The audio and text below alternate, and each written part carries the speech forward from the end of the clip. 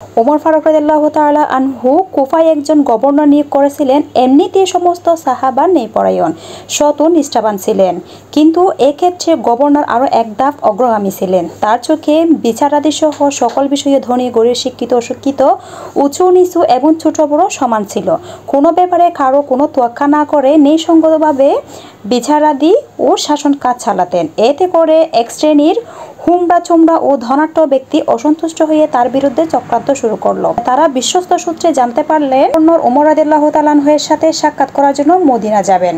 এই সুযোগে চাঁদা তুলে 2000 দিনার জমা করে তাদের কয়েকজন মদিনা যাত্রা করলো। সেখানে পৌঁছে গভর্নর যখন ওমর ফারুক রাদিয়াল্লাহু তাআলা আনহুর সাথে দেখা করার জন্য গেলেন, তখন তারাও সেখানে হাজির হলো।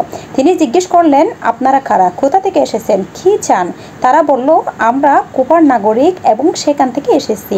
তেমন কোনো কাজ নেই, বেড়াতে এসেছি এবং সামান্য একটি ব্যাপার নিয়ে আপনার সাথে দেখা করতে আসলাম। তিনি বললেন, কোন ব্যাপারে? তারা বলল, আপনার এই অলি গভর্নর বাইতুল মালের সম্পদ আত্মসাৎ করে আমাদের নিকট এই 2000 দিনার জমা রেখেছিল, ওটা আপনাকে ফেরত দিতে এলাম। ফারুক আজম রাদিয়াল্লাহু তাআলা আনহু গভর্নরকে প্রশ্ন করলেন, তাদের অভিযোগ কি সত্য? তিনি বললেন, না, তারা মিথ্যা বলছে। আমি ওদের নিকট 4000 দিনার জমা রেখেছিলাম, কিন্তু তারা 2000 আত্মসাৎ করে বাকি 2000 জমা দিতে এসেছে। ওমর ফারুক রাদিয়াল্লাহু তাআলা আনহু বললেন, তুমি এ কাজ কেন করলে?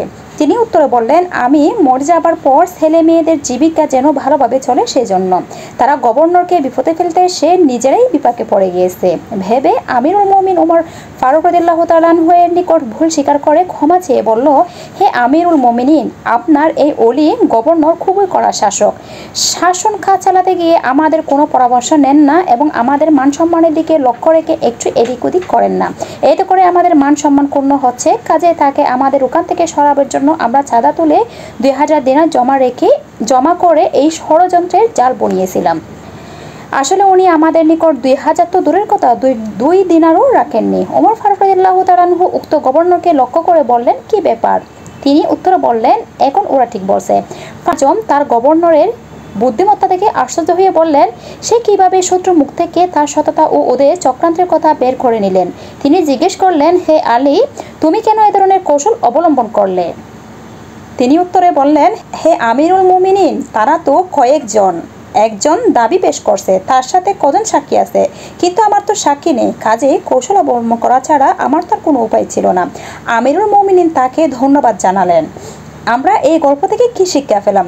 নেই পরায়ণ শাসকের কাছে ধনী গরিব সবাই শাসন। তিনি সৎভাবে রাষ্ট্রেও চালালে আল্লাহ পাক তাকে যে কুপদাপদে সাহায্য করবেন।